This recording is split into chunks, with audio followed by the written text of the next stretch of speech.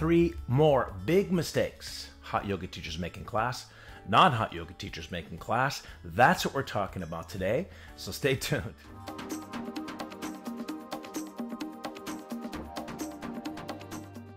Hi everyone, my name is Jimmy Barkan. Been teaching hot yoga for 40 years. This year marks my 40-year anniversary. I started in 1981 teaching. If you're new to the channel, please consider subscribing. Hit the bell and you get notified when I post a new video.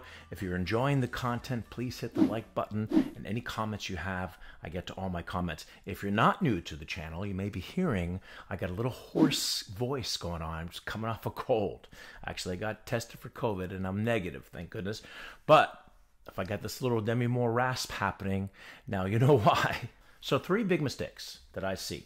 And I'm adding on to a video I did a few months ago on the 5 biggest mistakes hot yoga teachers make. And now I'm going to give you 3 more. The very first one, especially for new teachers, paying too much attention to the new students.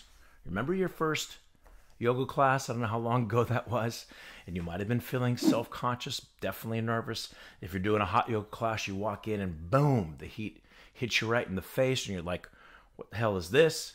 And now you got this teacher that's calling you out on every single pose.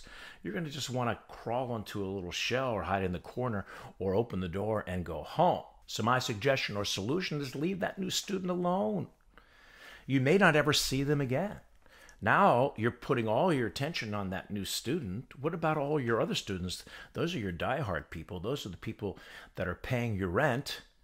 I know your studio owners can definitely relate to what I'm talking about, but you've got all your students that come on a daily basis. If you're going to put all your attention on the new student that's you may never see again, this doesn't make any sense because they don't want that attention anyway. So when should you address the new student? If they're doing something and they're in an alignment position that could hurt themselves, it could compromise their body, then of course you've got to say something. In hot yoga, if they're doing, let's say, standing head to knee and they're leaning over too far, they could definitely compromise their lower back. So tell them to come up a little bit more. But you don't want to be giving them all this information, because a lot of new teachers, they're compelled to get that new student to do it right because they know that that new student is somebody that they can teach, especially if they're a new teacher. So that brings us to another point. The more experienced you are as a teacher, the more people you're able to address, you're able to correct, you're able to help. As a new student, you're really going to be only gravitating to the newer student. You definitely don't want to correct your advanced student, especially if they're the studio owner.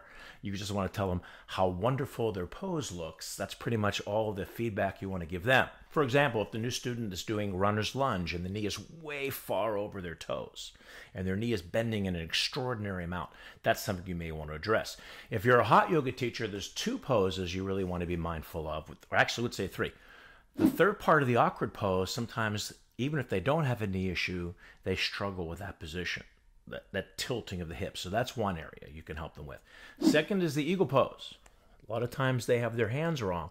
So you're going to have to go over and adjust their hands, or in the standing bow, they may twist their hand to grab the foot. So what I'll do is I'll come over to that student, almost anticipate that they may be doing it incorrectly and say, look, let me show you. This is a little tricky. I'm here to take care of you. I'm going to make sure you're doing it right. Turn your thumbs towards you. Or if they're in, let's say, the standing bow, you can say, everybody, this is a tricky grip. Everybody holds wrong the first day. Let me show you the grip. So therefore, you're showing them that they're not an idiot, that they're not really uncoordinated. It's just a common mistake that they have. Mistake number 2, timing and consistency. You got to be consistent in your timing. If you're taking my class, and by the way, on my on-demand channel, there's a description below. You can get a 7-day free trial and take hundreds of classes with me every day if you want. I'm very consistent with my timing. So my students know that I'm going to hold this pose this amount of time. And when I hold it on my right side, I'm going to hold it the same amount of time on my left side. We always start in our yoga on the right side, honoring the sun, honoring Surya. It could also be known as Surya Yoga. When your students know that you're consistent with their timing, they're going to now have their own internal clock happening.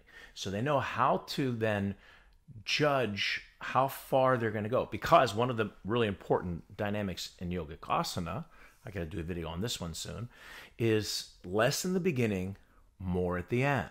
A lot of times, one of the mistakes people make is they go too far too soon. So you start out slow. It's like getting a massage. You don't want the masseuse to go right down to the deepest part of your body in the first second. Let her take some time to get there. Then your body will allow you in. It's the same thing in the yogic posture. You're going to start out slow and ease your way into it. And as the time progresses, you can start working harder and harder. And at the end of the pose, you can go to your full expression.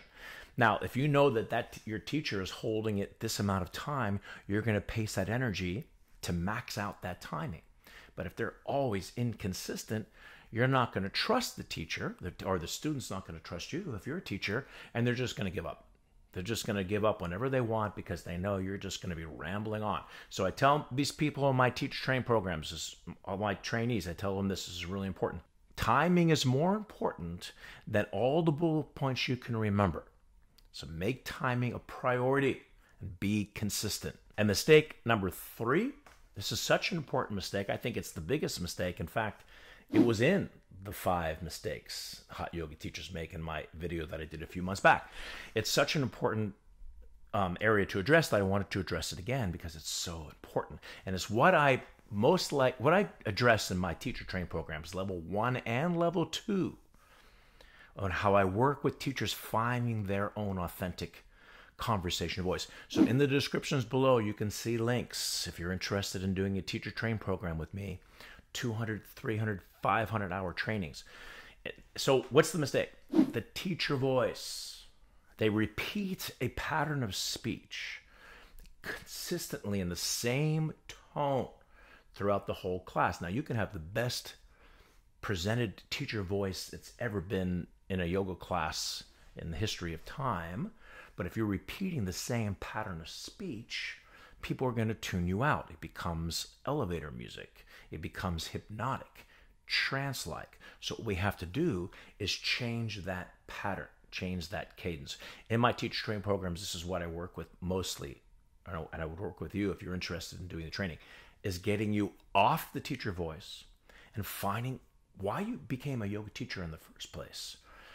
Sorry, I still got this Demi Moore rasp going on. Why did you become a yoga teacher in the first place? What was the passion that got you into that yoga room so consistently that you wanted to now teach and share your passion with the world?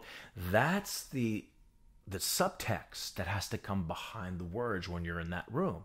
If you're just rambling off bullet points, rambling off instruction in a repeated tone, it's not. If you have a good teacher voice, you may be a good teacher. You're not going to be a great teacher. You're not going to touch people from your heart. The only way you're going to touch people from the heart is to have the authentic tone. And that's what I help people find, that authentic voice, that conversation voice. I'm not saying you're conversation the whole time, because then it becomes too casual. There's a fine line between, and I'm not saying don't have the teacher voice. You must have a teacher voice to get you through a long class, 60, 90-minute class. I'm saying you need to break that pattern.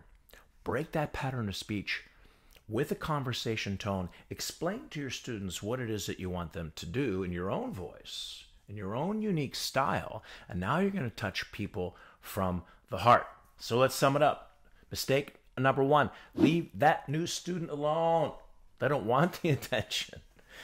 Address them when it's necessary. If they're hurting themselves, of course, or if they're doing a position with their hands wrong, fix it. But leave them alone. Pay attention to your diehards. Pay attention to the people that pay the rent. Number 2, timing and consistency. When your students trust you, they have their own internal clock, and you're going to help lead them to be more successful in their practice. And mistake number 3, find your conversation, explanation, authentic voice. Let it break the pattern. Have variety of tone. Touch the students from your heart. So that's our episode for today. If you're new to the channel, please consider subscribing, hit the bell, hit the like button if you enjoy this content. And any comments that you have, if you're interested in my teacher training programs, look at the descriptions below on my on-demand channel. All the descriptions are there down below. And I will see you at the next video.